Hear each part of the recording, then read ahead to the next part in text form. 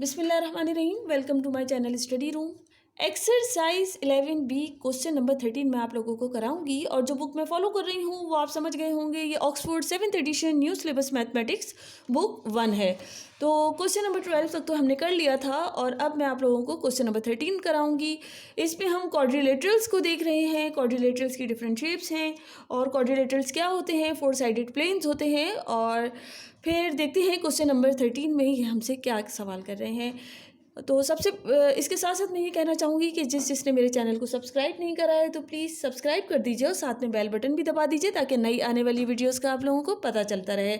अब चलते हैं हम अपने क्वेश्चन की तरफ। अच्छा, ये है आपकी बुक का क्वेश्चन नंबर 13। इसमें ये हमसे कह रहे हैं इन अ पैरेललोग्राम PQRS। इसमें इन्होंने हमें कोई फिगर नहीं दी हुई है, हमें क्या दिया हुआ है, कंडीशंस दी हुई हैं। हमें खुद समझना है जो फिगर है वो किस से रिलेटेड है, पैरेललोग्राम से रिलेटेड। इन्होंने हमसे कहा है PQRS एक पैरेललोग्राम है जिसमें एंगल QPR जो है वो 42 डिग्री है। अच्छा, पैरेललोग्राम हमें पता है क्या होता है, जिसमें दो सेट्स होते हैं पैरेलल लाइंस के। अब अगर मैं कहती हूँ कि ये एक लाइन है जिसको हम कहते हैं ये क्या है, PQ लाइन है। इसी तरह दूसरी लाइन इधर है, ये क्या है, ये है RS। ये दोनों एक दूसरे के पैरेलल लाइंस हैं। अब ये एक लाइन है और दूसरी ये वाली लाइन है, तो ये दोनों एक दूसरे के पैरेलल होंगी। PQ लाइन RS लाइन के पैरेलल है, ये दोनों एक दूसरे के पैरेलल हैं। इसी तरह QR लाइन जो है ये PS लाइन के पैरेलल है, ये दोनों एक दूसरे के पैरेलल हैं। दो साइड्स हो गए। अब हम आगे की कंडीशन देखते हैं। QPR इन्होंने कहा एंगल QPR, इसका मतलब ये है कि ये P और R जो है एक दूसरे से कनेक्टेड हैं, ये डायगोनल है, सही। तो एंगल क्या है, QPR is equal to 42 degree. QPR ये जो एंगल इन्होंने बता दिया ये है 42 डिग्री। एंड QRS जो है वो है 70 डिग्री। मतलब यहाँ से लेके यहाँ तक ये पूरा एंगल जो है ये कितना है, 70 डिग्री। ये क्वेश्चन में हमें गिवन है। पूछा गया इन्होंने find angle PQR। Angle PQR हमें क्या मालूम करना है, ये एंगल मालूम करना है। और दूसरा सवाल है एंगल PRQ। एंगल PRQ सिर्फ ये एंगल, ये टोटल तो हमें पता है यहाँ से लेके यहाँ तक तो 70 डिग्री है, लेकिन एंगल PRQ सिर्फ यहाँ से लेके यहाँ तक हमें एंगल मालूम करना है। अब देखिए मैं बताती हूँ आपको किस तरह से सॉल्व करेंगे। हम बोर्ड पे इसको सॉल्व करते हैं, जैसे जैसे सॉल्व करते जाएंगे आपको समझ में आता रहेगा। अच्छा, ये वही क्वेश्चन है, ये फिगर जो हमें कंडीशन दी हुई है जो मैंने अभी आपको बुक में ऐसे ही समझा रही थी, इधर मैंने ड्रॉ करी है। ये दो पैरेलल लाइंस हैं, PQ और RS, ये दोनों एक दूसरे के पैरेलल हैं। इसी तरह QR और PS दोनों एक दूसरे के पैरेलल हैं।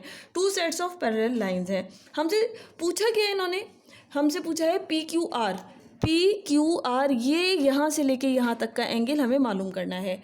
तो एक कंडीशन हमें पता है कि जब दो पैरेलल लाइंस हो और कोई ट्रांसवर्सल उनको कट कर रहा हो तो ये एंगल और ये एंगल, इसके जो इंटीरियर एंगल्स का सम होता है वो किसके इक्वल होता है, वो 180 डिग्री के इक्वल होता है। बिल्कुल यहाँ यही कंडीशन है। एक ये लाइन है और एक ये लाइन है, इनको ये ट्रांसवर्सल अगर कट कर रहा है तो एक ये एंगल और ये इन दोनों इंटीरियर एंगल्स का जो सम है वो किसके इक्वल होगा, वो 180 डिग्री के इक्वल होगा। तो इसको सॉल्व करते हैं। इधर मैं क्या लिखूंगी, एंगल PQR, एक तो ये एंगल हो गया प्लस एंगल कौन सा है, ये वाला QRS, ये कितना है 70 डिग्री। ये दोनों एंगल्स का जो सम है वो इज इक्वल टू 180 डिग्री होगा और वहाँ से हम PQR की वैल्यू मालूम कर लेंगे। अब ये इसका फर्स्ट पार्ट है जिसमें इन्होंने हमसे क्या मालूम करने को कहा है, PQR ये मालूम करने को कहा है। और इधर मैंने अभी आपको बताया कि एंगल PQR एक तो ये हो गया, ये वाला एंगल प्लस एंगल ये 70 डिग्री ले लिया। या मैं इसको ऐसे पहले बता दूं आपको, QRS एंगल QRS इन दोनों इंटीरियर एंगल्स का सम किसके इक्वल हो जाएगा, 180 डिग्री के इक्वल हो जाएगा। क्यों, क्योंकि ये इंटीरियर एंगल्स हैं जबकि लाइन PQ पैरेलल है किसके, लाइन SR या RS कह लें आप, एक ही बात है। अच्छा, यहाँ से मैं एंगल PQR की वैल्यू निकाल लूँगी। Angle Q R plus Q R S, हमें पता है क्यू आर एस ये हमें गिवन है, ये कितना है 70 डिग्री, ये 70 डिग्री है, इधर मैंने 70 डिग्री लिखा इज इक्वल टू 180 डिग्री। इधर से पी क्यू आर की वैल्यू हम निकालेंगे,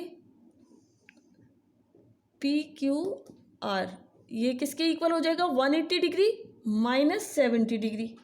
अब P Q R angle P Q R is equal to 180 minus 70 हो जाएगा 110 डिग्री। आप इसमें से इसको माइनस करेंगे तो 110 डिग्री आ जाएगा। तो ये है हमारे पार्ट 1 का आंसर। इसी तरह अब हम पार्ट 2 का आंसर निकालते हैं। सेकेंड पार्ट में इन्होंने हमसे क्या कहा है, इन्होंने हमसे कहा कि हमें किसकी वैल्यू निकाल के दें, पी आर क्यू, मतलब पी आर क्यू यहाँ से लेके यहाँ तक का एंगल हमें बताना है। हमें पता है कोई भी ट्रायंगल हो तो उसके जो इंटीरियर एंगल्स का जो सम होता है वो किसके इक्वल होता है, वो 180 डिग्री के इक्वल होता है। तो हमें इसकी वैल्यू पता है, ये किसके इक्वल है 42 डिग्री, ये तो क्वेश्चन में गिवन है। पी क्यू आर इस एंगल की क्या है वैल्यू, पी क्यू आर ये हम पार्ट 1 में निकाल चुके 110 डिग्री है। हमें मालूम किसकी करना है, पी आर क्यू हमें इसकी मालूम करना है। तो अगर मैं ये कंसीडर करती हूँ पी क्यू आर ये वाला ट्रायंगल मैं कंसीडर कर रही हूँ और इन तीनों एंगल्स का सम लेंगे इज इक्वल टू 180 डिग्री कर देंगे, वहाँ से हमें वैल्यू मिल जाएगी पी आर क्यू की। तो सॉल्व आप इस तरह कर लें कि कंसीडर करें इसका ये पार्ट 2 हम कर रहे हैं। तो कंसीडर किया है मैंने कौन सा ट्रायंगल, पी क्यू आर, ये ट्रायंगल कंसीडर करें और इस पे सबसे पहले मैं इसकी वैल्यू लिख दूँ 42 degree plus P Q are, P angle P Q are सही, प्लस अब ये वाला एंगल ले लेंगे, वो क्या है एंगल पी आर क्यू। ये तीनों एंगल्स का सम किसके इक्वल होता है, ये होता है 180 डिग्री के इक्वल होता है। तो इधर मैंने 180 डिग्री लिख दिया। बता भी दूंगी कि ये angle sum of triangle P Q are है। आ रहा है समझ में। अब हम आगे चलते हैं। अच्छा, अब मैं वैल्यूज पुट कर देती हूँ। 42 डिग्री तो ये यहीं रहेगा, पी क्यू आर ये मैं निकाल चुकी हूँ 110 degree plus P R Q ये तो हमें मालूम करना है, angle P R Q is equal to 180 degree. P R Q को यहीं रहने देंगे, इन दोनों को उठा के 180 के पास भेज देंगे।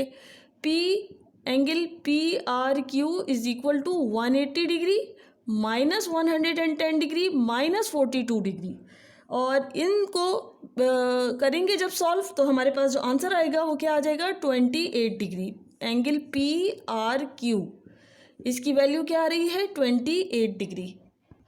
मुझे उम्मीद है आप लोगों को बहुत अच्छी तरह समझ में आ गया होगा। फिर भी कोई कन्फ्यूजन है तो आप लोग मुझसे पूछ सकते हैं, और मेरे चैनल को लाइक करना, शेयर करना और सब्सक्राइब करना बिल्कुल नहीं भूलें। Thank you.